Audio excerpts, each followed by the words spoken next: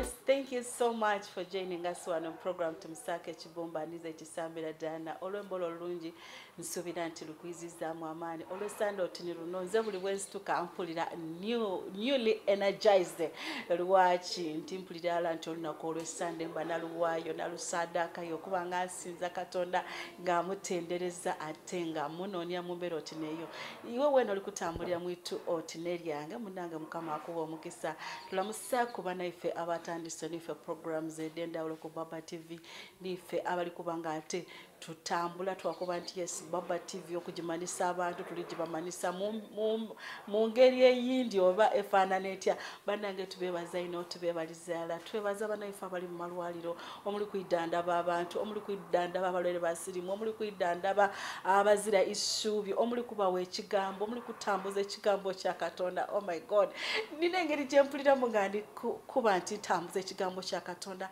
nga ndi kubuulira enjiri nga nina gwendagaine oba wa bodo noyo naba nga ndi kumuwa ekigambo. There is a way I feel nsuubira nti fena abayetebwa okuba nti tutambuza ekigambo muli kikola Mukama abawa omukisa abaweere irala kubanga yatukoba kitabo kiri mu Matthew 6:33 nga litukoba nti seek ye the kingdom of God and his righteousness and the rest shall be added unto you. Tunonye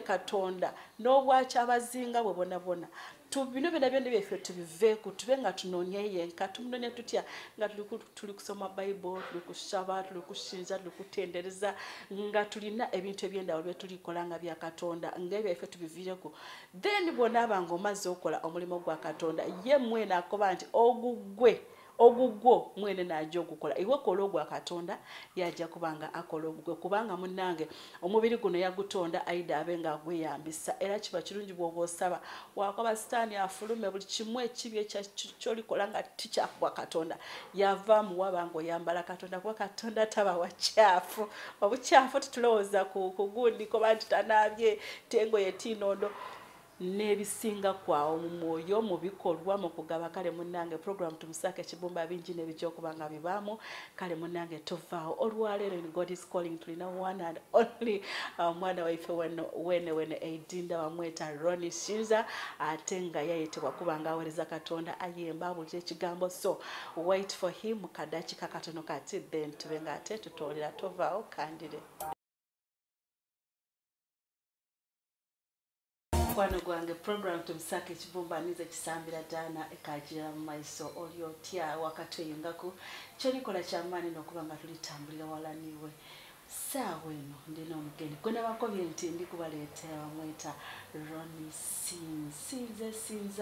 Sinza Mukama tendereza Musake mwena ida tukobera maina right now kubanga tulina esaawa eno weteketeke ebimufulumamu obeeko niwoobita kubanga ojja kuweebwa omukisa olw'okuba nti osazeewo omuwulirize kubanga Katonda yatukoba nti wulirize ng'ebigambo bye tumale tubite mu nkola tudda kubanga ate tufuna omukisa gona okubanga gukoze eki ogubanga ate gusibibwa. Tumusake Chibumba Ronnie tusangayire kali nyabo Diana lamusaako abali kubona ku Baba TV abali kutubona mwena ku Baba TV Yesu waife omulungi yebazibwe amina amaina ni Ronnie Sinza okuva Magamaga Community Church of Christ ewa Bishop Charles Simpaji era ngaawo niwe tuwerekeza wano Community Church of Christ tuikiriza nti Yesu Kristo ni Mukama waife era buli kye tukola kyona kyetololera ku ye.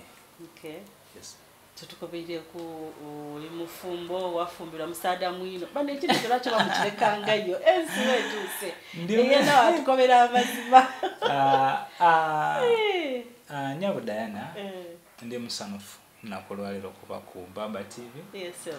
Nze nga ndi mufumbo omusaada w'empeta nga nina omukyala mulala already n'abaana basatu ng'oli Pastor Haji nedda ndi omusaada omufumbo w'empeta nga mukyala wange ni Josephine Sinza nina omwana omukulu wa myaka 6 bamweta Sinza Jolene Melisha naba nowo okubiri bamweta Sinza Julian Melina then naba n'omulenzi nkali ulira kulina lya chika sinza ne lye chika erina eryo lya sinza ne lye chika nyabo oli muki oli wa chika ki bwe twayira mu Kristo twafuuka bayaka bitonde biyaka a new creature so kozesa erina lya sinza era ngono mutabani wange butigwe twakazaala bamweta Sinza Rodin Melody. So mama ni baba bali wani bani osibukira wa inze era mba emagamaga ewa Bulungu okay then muzeyi wange bamweta bamuniknaming erina lya Haleluya era bwoba omunoonya ndubuzabuze hawa haleluya haleluya then mukaire wange zeyi tulikwenda kubuza haleluya then mukaire wange ye bamuniknaming Amina.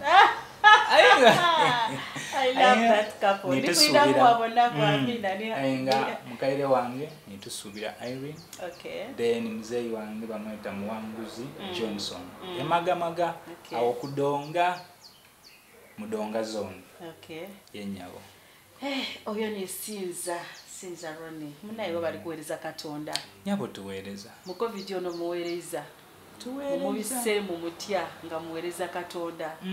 Tibibayire byangu. Ayenga ife omulabirizi wa ife Bishop Charles Mpaji. Yes. Ayine kintu kyagezanga kuino kututamu. Akoba nti nenda mbasomese Katonda mumwetegerere. Amina. Era mu butuufu bwatusomesa mumuwulire mu obuwomi. Tumuwulire mu obuwomi. Yeah. Tubaire ni outreaches. Yes. Edendawulo nga batambula babuulira twajja ku bizindalo twabuulira mu COVID mona ajja ku radio osoke tute wakati yenyawo waawo otuuse ndikwenda amane kubanga totandikira okubuulira nti otandise wabuulira oba watandika okuba nti oli mwembi ono gwe tulina mwembi wa gospel era olw'embolo lwasose bayire wene yalwemba so mbaye ndikwenda kumana nti mukukula okukwo okuva eno wansi otandise otya kubanga ndikwenda tubone ekitonde kino okwetebwa kwa Katonda kukuyingire okutya okulire mu family ng'etya Katonda okulire mu family nga asamize okulire mu family nga betundira mwenge oba baweereza kiso tulikwenda kumana eno wansi eno tandise otya mu buto obwongo likula nyabo nayanziza bwe ntandika ye endida yange gye nayiddamu okubanga ndokoka nokasoka tubuze waka family gye wazaaliramu yali ndokole oba pe twali balokole. Yes, mwali ba ID twali ba Protestant. Okay. Yenyawo. Kati time etuuka nga sister wange bamweta Babirye Margaret nga aja alwala ng'emizimu nga ndi mu bisabo bye. Olwo myaka emeka? Yali datandika kuva ndoza mu senior wano wawo. Iwe ng'oli osoma kyakumeka by then? Inze nali nsomera ku St Patrick Emagamaga webeeta ku Downi nga ndi mu kyakuna. Okay. Kati sister wange yalwala ino for sometimes. Then when mala primary najja ku Busoga SS secondary musta lukuja mangu lukwenda amane wano mu primary ngokali muto mwali muweereza Katonda twalinga tujja buje bwa mu kanisa wasaba kanisa ki eriawo beeta okuwa Bulungu. Okay. Kuwa Bulungu kanisa yaba Protestant awo niwe twasabiranga muzeyi waife n'omukaire. Wali oyendanga ino okusaba babyali byakukakanga bukati. Eri abaana bakaka abonanga atayende yabayo balenga ye kwegamba nga ye baba kalina mukoba ngatesetese akoba no I have to go for prayers. Kyendidukira kubanga n'emigo nti yaba mangu yangu okoje basokanga kutukuba ekyo kyo basokanga olwisi na kutukuba kutuka kakalenga nze baba wange okuveera wali namuboneranga ku naye yali nga n'omubuulizi omukubabuuliza ate nga mama wange n'omukuba embi kuti kindi kwenda ng'otule lukundu musamangu nga n'omukuba embi aye nga ate ebyo byaliwo nga ate tukali kwira eno Magamaga kati bwe tuyire eno Magamaga then twatandika okujjanga ku mukusaba aye nga ni bana abasaba aye nga ate balina ebigali ewaka. So oba lero tukobeere wale nga tutuuse P7 between P1 ne P7 olutandikira ku P7 okweyongera mu maiso bwemala P7 najja ku isomero lya Nkobeere Busoga SS ni sister wange gyali ni brother wange owundi gwendera kwa mweta Martin ni gyali so bwe tutuuka eyo nali mu senior 2 awo wendokokera ndokoka ntya kwali kwa omusumba naye yali headmaster abali bamweta Pastor Chuma kati bwe bali nga babuulira ku isomero sister wange nukoba ati nze ndokoike aye ndikwenda abewaka bona balokoke njavira ku kyokusalawo kulokoka kusalawo emizimu dine dadi mutulugunya tolukumbusa ino lukumbusa ino emizimu dadi mutulugunya ngembere Nkobeere ko inuma sister wange oyo emizimu dadi mutulugunya kati bwe dibanga mutulugunya jali jidanga nga jikoba kinga jenda ki tulukwenda tumane ensibuko yembere eyo kati dodali dikilemenga byensobola okwidukirako nga dikilemenga nti kano kagali kaife talina kusoma kubanga muzeeyi yali lwaki emizimu egyo tera okubanga mukagali kaife babitegeeza ki kana kagali kano akokuvuga nedda nze kyenategeeranga kuba nti lidadde ebagala omuntu emizimu gyamwambalaku kati buli wotambula oba oliditambuza kubanga oba ofuse transporter nakagali so iwe buti jida gyakwambala buli bwojo otambula najyo wagitusa gikutuma watambula watuuka gyegikwetaagisa aye nga ate dibatidenda oje weti nga doti dendawo tidikwenda ojewo kubanga dali nga tidimwenda asome probably ono mukyala waife ate kagali kaife titwenda asome so mwalina zooyo oyakoba nti nze nenda okusoma era nenda nsome nebyongereyo nga nze omwana obuwala nina okusoma so yasalawo yalokoka wamala okulokoka alokokaire ku isomero baba ni mama kyababisa kitya baba ni mama tikyababisa bubi kubanga bwaida n'abakoba ati nze ndokoike tikyababisa bubi olwamala lwaki kubanga muzeeyi yalina obuyo obugaiga twaida mu magamagaawo ng'alina edduuka inene erisinga mu magamagaawo ayi byonna byaida byasaanawo byonna ng'omwana alokoike oba ng'akaali kyenali neegombanga ng'abalokole bwe baidanga kwawo ku balakisi emagamaga nga bwe baida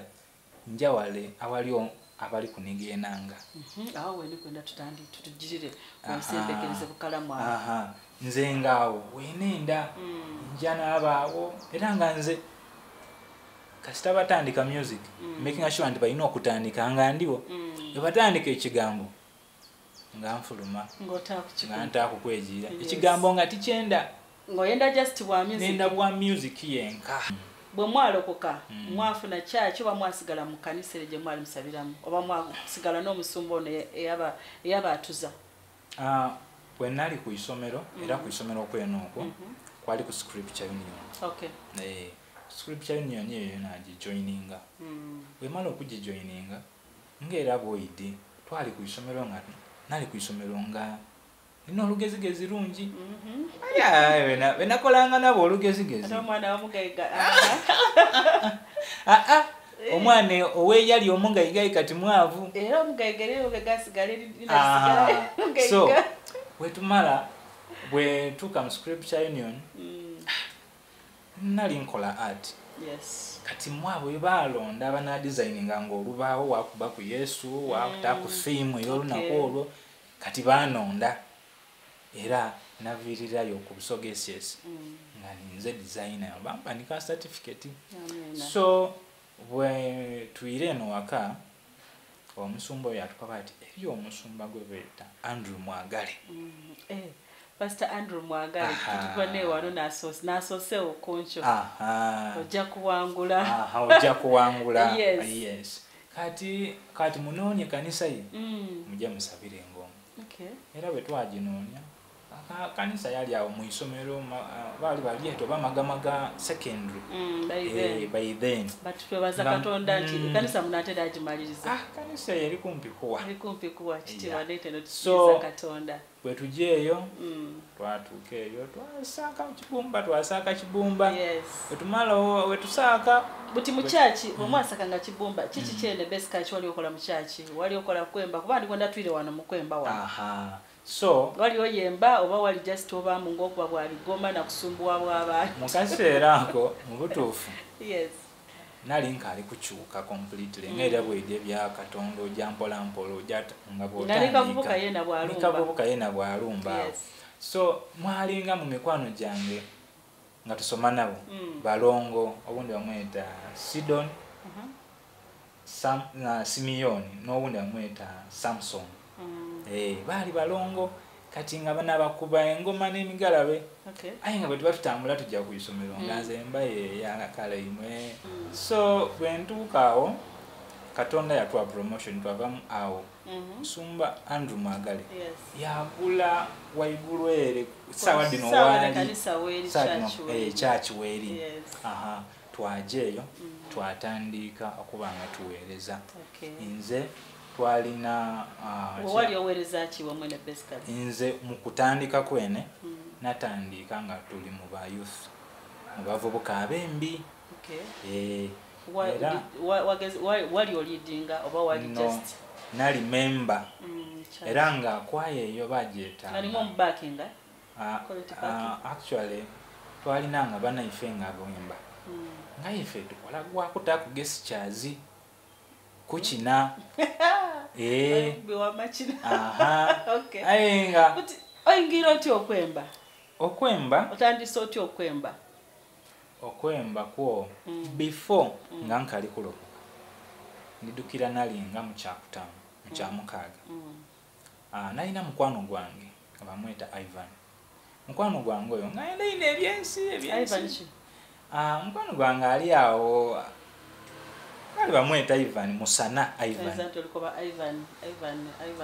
producer Ivan bali bamweta Musana Ivan so mukwano gwange oyo nga ina ebyensi kati nakuba natandika okuwulira munda munze ekikoba nti nsobola okwemba nga nenda ino mupuliriza ebiseera ebyo kwalinga ku radio Kiyira nakuba kwabembi nali ndi awo nga mpandika olwemba lwansi Secular music nga nduwandiika mukulu wange bamweta Martin ate nga ye already yalinga ni mukulu wange aye nga ateranga ino okujjako ku makirabu ago namukoba nti Oshidi nasaka ebiyaka ebiriku namukoba nti Oshidi nti nawandiseyo okwolwemba ati nemberamu namwemberamu watandika lwemba ki lwemba lwali Secular music lwembe ku twenda tuwulire wale wavanyere twinda kuirangayo ndowooza ezadde gyatubuzabuza olwemba olwo actually time has gone but ndukira mu kwa bugambo kitulukwenda tukone kuko kibwidukira bulungi kale Diana kale tusobola okwidukira watandikira ku gospel lwemba ki watandikira mbaire nka okoberere ku church kwetuba mu ba youth abo nga twemba kwaye bali bajeeta Hozana kwaye twayemba batutegeera ino bambi then nina mukwano gwange bamweta Were Alfred nga twamukaza akulya Chedre kati mukwano gwange oyo twagemagana twaye tusomera mu kilasi ndala nga tusomera ku isomero irala ate twawerekeza mu church ndala so bwe tugemagana twabaako n'olwemba balweta luli kyalumu Mukama nayanukula okusaba kwo amina lwalujaluta luli kyalumu Mukama nayanukula okusaba kwo olyewunya ng'amaziga gokabye mu bulumi obungi gagonna gasangudde luli kyalumu Mukama lwali kuviirayo tebali kakasa ng'ennaku gy'olabye nange gye ndabye nga yonna efuse lugero kwegamba eri ennaku gye twali tubiseemu mu kuweereza okwo ndidukira twatambulanga n'ebigere twava emagamaga twajanga Waitambogwe ku lusozi eyo aye nga tutambula olusi batwese ku overnight Musumba Andrew nga bamuyidino nga benda ino ni kwaya ye abavubuka be era nga twali vibrant ino atenga no musumba wefe waba ali kwemba abantu bamuwulirira mu ino ate twena twabanga twakigema kwe tukigema twabanga tutambula kale kyatuwa okwenda music twaenda music kuba yenanga amwenda era ngekigemagana ne music kyabanga kitugemako nga kituyingire era lwaba lulala yakoba ati lwaki timuja nimufulumya lwembo awo tutukujja okutandikira lwaki timuja nimufulumya lwemba otujja okuba tutandika tujja ku break katono kati then tunaba tuize tutandikira awo tukobere enemba imeka dolina video lina imeka audio lina imeka otukobere nebijja mu maiso Baba TV program Tumusake Kibumba tukaja mu maiso with our God is calling katje ku break katono kati then tuye tova program Tumusake Kibumba kliwaro ni Shinza Roni alikubanga atukobera munange jemvuddewe nga awereza Katonda nga yembene mbali no cause he was called to praise and worship and minister mumbero tineyo katufune Roni soko tukobere ku Roni right now olinene mbayimeka dino eda video ni audio awalala nga tuvire twere ku direda church edido as in like in edido wamwene kwasera kano ninayo olwemba sofa lulala wona olwa video wona alikwenda dola no linene mba imeka nga tuvire ku video audio wona ninene mba ina enemba ina audio esatu ilimu audio nkali dikola video then olwembo lulala nakola ku video twenda tuulire ko erobozi olwembo lwa video kwa tujja kululaga tuone twenda mu akapera bakete mubalobozi go twenda tuulire wajja abandi bija mu studio mwakole mwagira mwakyusa twenda tuulire amalobozi go gene nolwemba kitufu Katonda yamweta kwemba oba yamweta kubanga agobera yes tandikira chikotono olwemba luno lukoba nti niwe wenka Yesu gwendikiririzamu tutandike hallelujah amen niwe wenka gwendikiririzamu Yesu agaba obulamu niwe wenka gwendikiririzamu Yesu agaba obugayiga niwe agaba zaire Swire bogaba obulamu mazima tibuwawo bogaba obugayiga mazima tibuwawo ate bogaba zaire likulanga litya Katonda alyawangalo lw'okusinzo yasanire tukuwe Yesu nze nkuwe Baba musengwa wange okutolaku okusinza iwe wenka sebo kubanga byonna byenina mu nsi eno niwe wabimpa Yesu wange obulamu bwe ninabo obugayiga bwe ninabo ezaire lyenina yava gy'oli ni talanta gye nina eno haleluya wabalikwebalwemba mu Lusoga njana abantu nibaino wano nga basoga musoga alikuwa olwemba mu Luganda titudemye kuva mu Luganda ngobona iwe omusoga okukompitinga okoba nti olukwenda olwemba omuntu aluwulire olutte mu lulimi olundi wabati mwoyo nga nakukobye twandibere tubivanga kuwakuba olwemba mu lulimi lwo twaba nti omunola akubye olulwo omusoga yakuba olulwo omuganda yakuba ayenewe bya Katonda bizibu buli omu akola okusinzira ku mwoyo kyamukobye nekyali kuwulira but thank you so much lwemba lulungi no lulina message nungi no then ate buti ofunye otyo olwembolo how did you come up with that song niwe wenka kubanga okusinzira engeri gye natambulamu n'obulokole okoyo nabukoka najja naabona obutuufu mu lwembo olwo eriyo we natuuka naakoba nti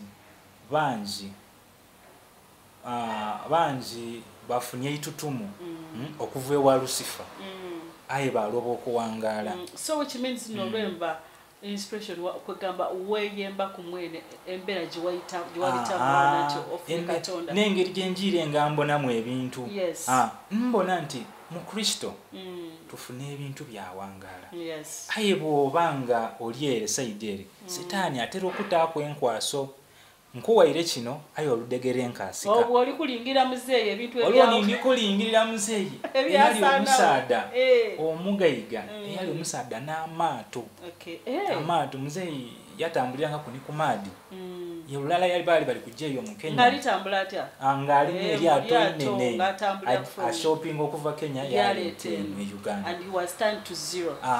lulala bali batiisenga atwiriyo capital naye najire yamusuubulamu bali balikuira eryato lyayabulukamu bagwamu nanda yenkana ya surviving kama wa maani. So ebyo ebintu tibiwanga kuti muzeeyi yalokoka muzeeyi mulokole amina era mubulizi wange n'obudulizi n'ategeera nti Katonda yenka n'agaba ebiwanga muzeeyi talina kyaki oba asabiramu gy'osabiramu nedda muzeeyi asabira ku kyaki bajeta Shalom eri eyo Katonte wa Pastor Agatha wabudulizi bwereere eyo gyasabira muzeeyi ayenze mu kyaki gyendimu Community Church of Christ where Jesus is Lord and it's all about him.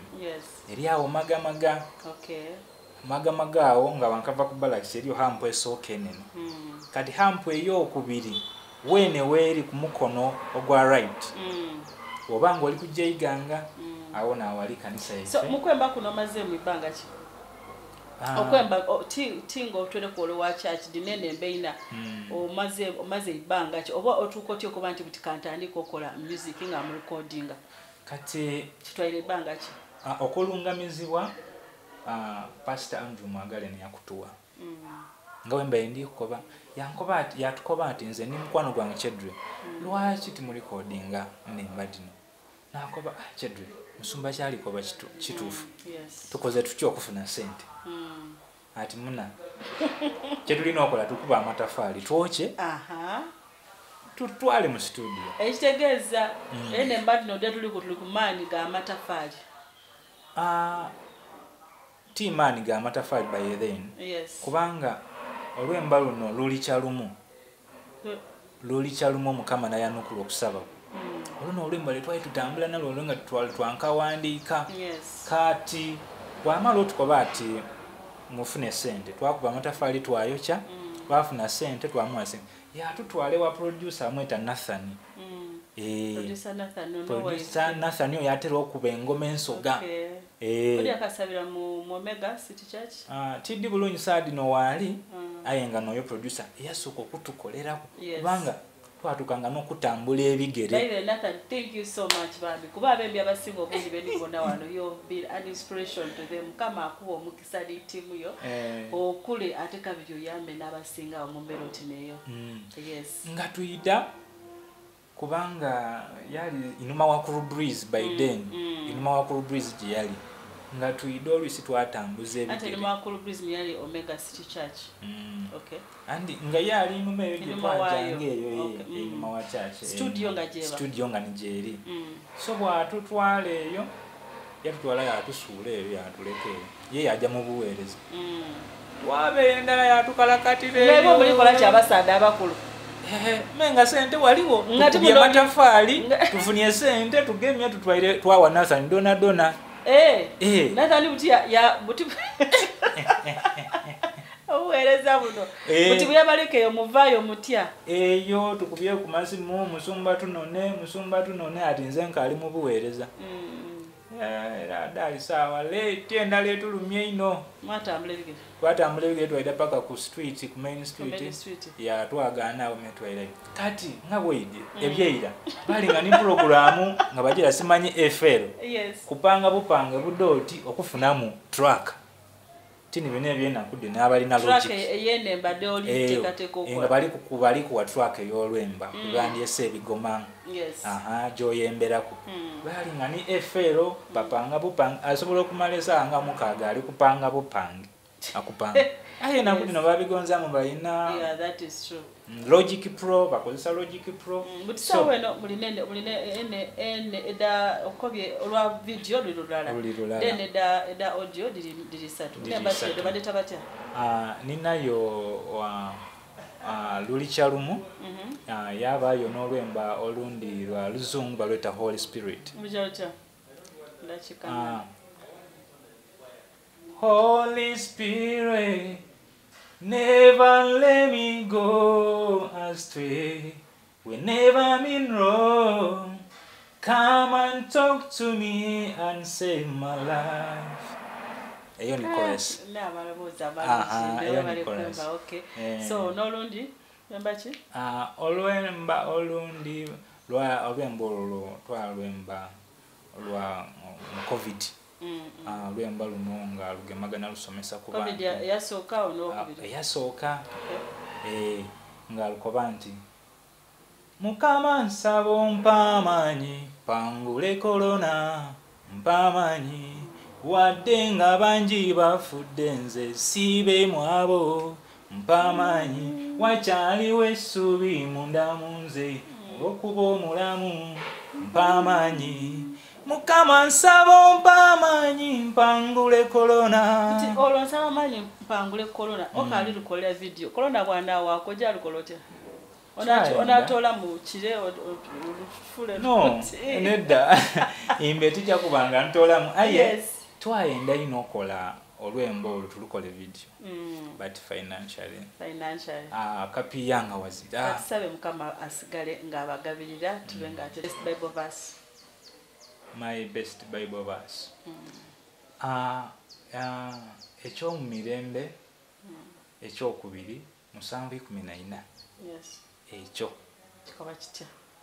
Kikoba nti abantu bange abatumibwa erinnya lya Musengo Katonda bwe banaakyukanga nibaleka ebibi byabwe nibasaba nze ndaba mu igulu mu weekend ndakuwulira era ndakuwonya ensi yaabwe. Ekyo kinkolera ino ndidi nti buli lwensaba Katonda aba mu weekend yawulira okusaba kwange nibwe mbanga nonone nkyuka akoba yapa nti n'okyuka nkyuka namwirira namukoba nti Musengwa Katonda nsaba onsonyiwe era yatusuubiza nti ayidda kuwulira awonye ensi era ze n'aba ali kumponya bw'awonya ensi aba ali kuwonya nze era ninze ensi gyayogera. Yes, music what tumufunye tutya tumwagainewa? Ku YouTube aliyo ngani? Bo subscribing Ron Sinza oida kundaganako. Oida kundaganako. Oida kwagana ku video eyo, oida kwagana ku audios. Yes, oida kwagana ku luli kyalumu, oida kwagana ku Mukama nsaba ompa amaanyi. Oida kwagana ku Holy Spirit. Ekale tusibule abali kuona Papa TV. Ekale tusibule abali kuona Papa TV.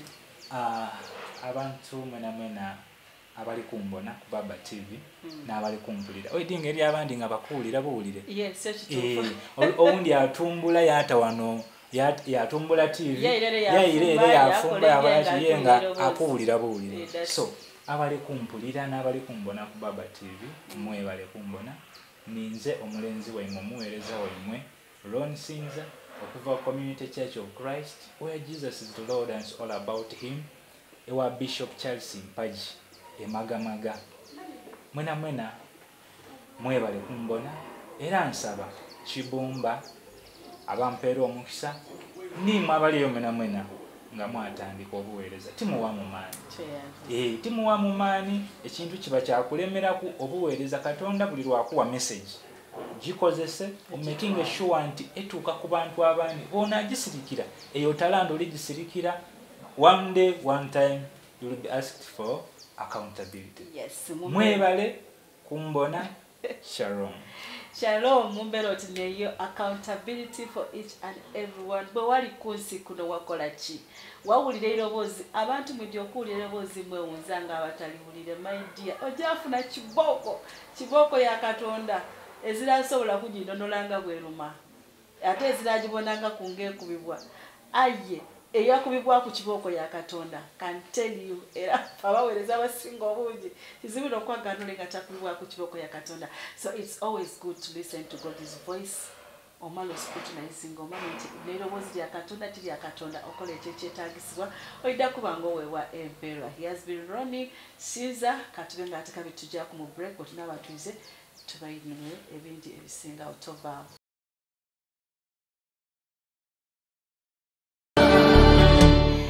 Yes, embero tineyo tulikubanga ate tutuka ku nkomero kubanga tukwanya program eno tumusake Kibomba Aniza ekisambira Dana. Yes, mumbero tineyo quote ey'olwaleero eri kujja kubanga eva mu kitabo ki tujja kubanga tusoma mu Ephesians 2:6 ngeri tukoba nti you are not to bow. You are not to bow in defeat, you are to raise in victory in Christ.